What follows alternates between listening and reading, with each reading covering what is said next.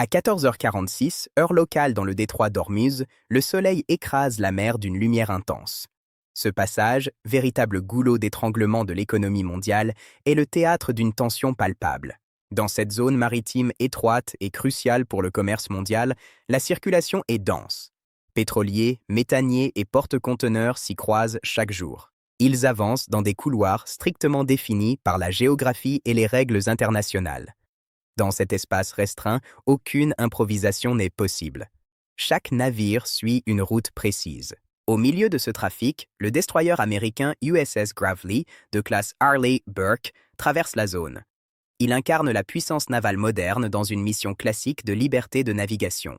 Ce navire est une forteresse flottante, équipée de systèmes radars avancés et d'une capacité de riposte massive. Sa vitesse est normale, son cap stable et son attitude non provocatrice. À bord, rien ne laisse penser qu'un affrontement est imminent. L'équipage applique simplement les procédures habituelles, confiant dans ses protocoles de sécurité. Cependant, sur la côte nord du détroit, la situation est différente. Depuis plusieurs années, l'Iran a transformé cette région en un vaste système de surveillance asymétrique. Radars dissimulés dans les rochers, capteurs électroniques camouflés et unités mobiles permettent de suivre chaque navire pénétrant dans la zone avec une précision redoutable. Le passage du destroyer américain est attendu. Il est déjà intégré dans des scénarios militaires préparés de longue date par les forces côtières. À 14h46, un changement subtil s'opère. Les systèmes de surveillance iraniens passent d'une observation passive à une préparation active. Les radars se focalisent. Les unités mobiles se positionnent le long du littoral. Cette transition marque le passage invisible mais crucial entre l'observation et l'engagement.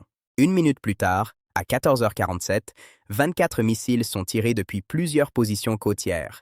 Les lancements sont synchronisés pour saturer les capacités de défense. Le navire américain est alors coincé dans un corridor étroit, entouré de navires civils, ce qui limite considérablement ses possibilités de manœuvre évasive. Il ne s'agit pas d'une simple démonstration de force, mais d'une attaque directe visant à imposer un nouveau rapport de force stratégique aux États-Unis. L'Iran suppose que la réaction américaine interviendra après l'impact éventuel des missiles, mais la doctrine militaire américaine prévoit exactement l'inverse. La riposte débute dès que l'intention hostile est confirmée par les systèmes de détection. On n'attend pas de recevoir le premier coup. Le détroit d'Ormuz ne fait que 34 km de large. C'est ici que transite près de 20% du pétrole mondial, une artère vitale pour l'énergie.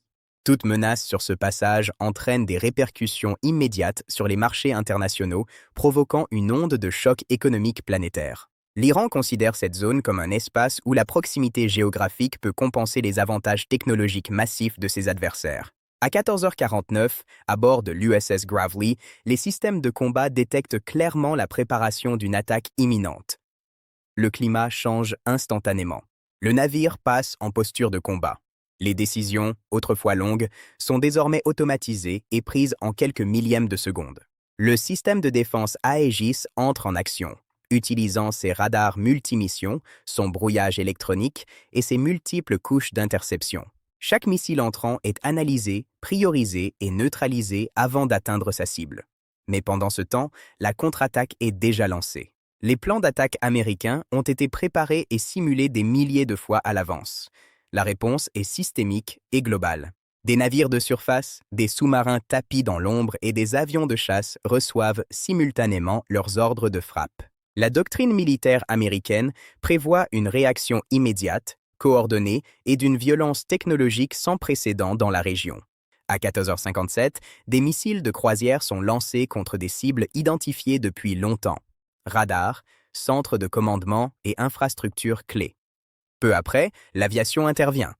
Des missiles anti-radars visent à aveugler définitivement les systèmes de commandement ennemis sur toute la côte. Les sous-marins frappent ensuite des installations logistiques plus profondément à l'intérieur du territoire, détruisant la capacité de réarmement. Vers 15h10, le bilan est sans appel. 11 sites de lancement iraniens sont neutralisés et les systèmes de conduite de tir sont hors service. Les unités restantes sont incapables de coordonner la moindre action. L'objectif n'était pas seulement de riposter, mais de démanteler l'adversaire. Les conséquences dépassent largement le cadre militaire. La crédibilité de l'Iran dans sa capacité à verrouiller le détroit est durablement affaiblie. Le trafic maritime et les marchés réagissent avec volatilité, tandis que la coopération sécuritaire entre les alliés des États-Unis se renforce. Cet épisode illustre une réalité fondamentale. Les navires de guerre ne sont plus des unités isolées, mais les nœuds d'un réseau global réactif. Dans un espace aussi restreint, toute attaque révèle immédiatement son origine et déclenche une réponse coordonnée sur plusieurs théâtres. L'USS Gravely s'est retrouvée au cœur d'un bouleversement stratégique majeur. Les installations militaires adverses ont été balayées en quelques minutes. Le détroit d'Ormuz reste ouvert, mais cet événement rappelle qu'en zone de haute tension, les actions ont des conséquences irréversibles. La technologie et la doctrine ont parlé. Dans l'arène navale moderne, la vitesse de décision est l'arme ultime. Merci de m'avoir écouté.